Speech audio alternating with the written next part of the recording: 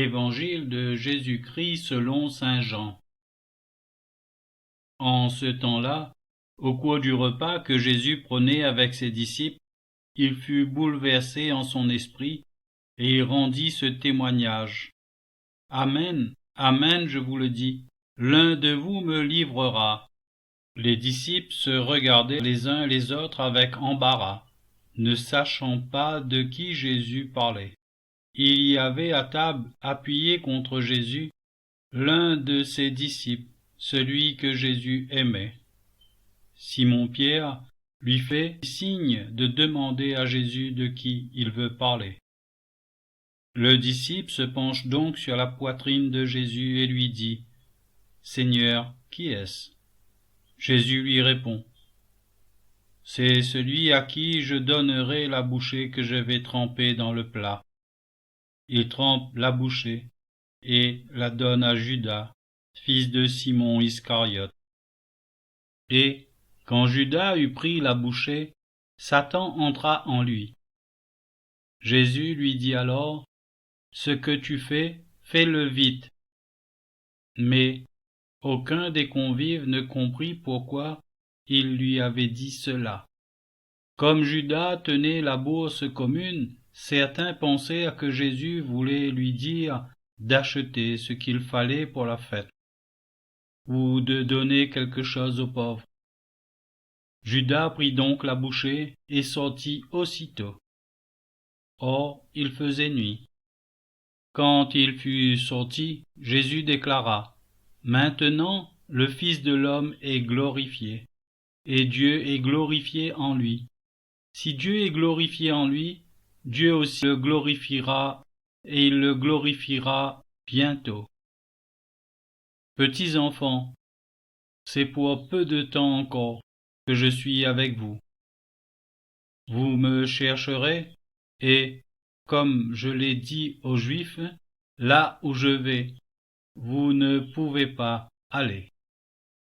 Je vous le dis maintenant à vous aussi. » Simon-Pierre lui dit : « Seigneur, où vas-tu ? » Jésus lui répondit : « Là où je vais, tu ne peux pas me suivre maintenant, tu me suivras plus tard. » Pierre lui dit : « Seigneur, pourquoi ne puis-je pas te suivre à présent ?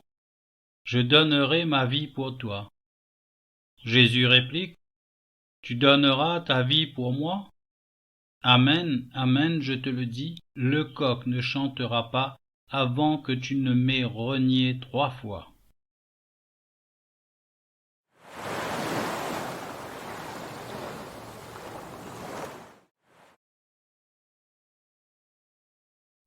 Le livre du ciel, tome 29, le 5 juin 1931.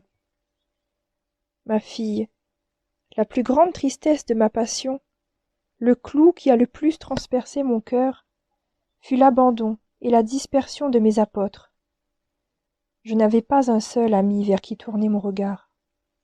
L'abandon, les offenses, l'indifférence des amis excèdent, ô combien, toutes les souffrances et même la mort que peuvent nous infliger des ennemis. Je savais que mes apôtres devaient me donner ce clou et que lâchement ils allaient fuir, mais je l'acceptais parce que, ma fille, celui qui veut accomplir une œuvre ne doit pas s'arrêter aux souffrances.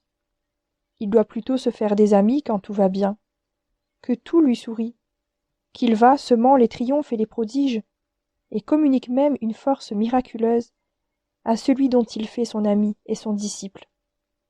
Tout le monde alors se vante d'être l'ami de celui qui est entouré de gloire et d'honneur, et chacun espère.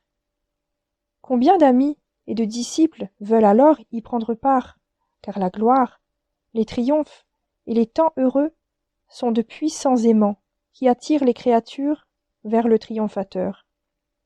Qui veut être l'ami et le disciple d'un malheureux, calomnié, humilié et méprisé? Personne.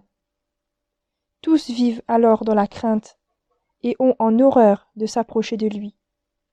Et ils en arrivent même à refuser de reconnaître celui qui était auparavant leur ami, comme saint Pierre l'a fait avec moi.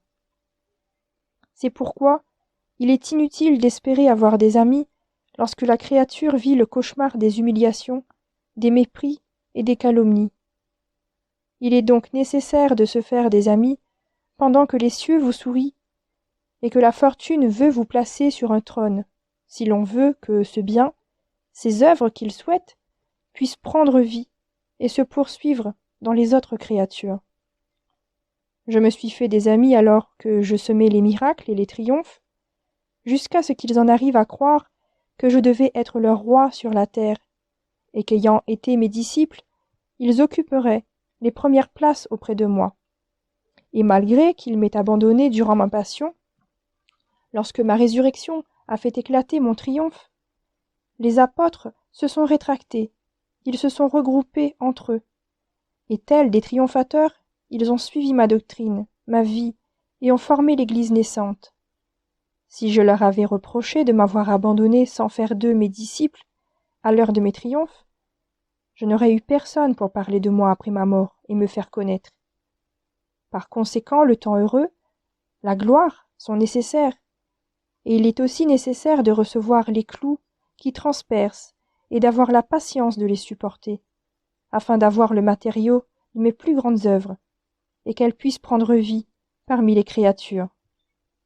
Les souffrances, les humiliations, les calomnies et le mépris par lesquels tu passes, ne sont-ils pas en tout la répétition de ma vie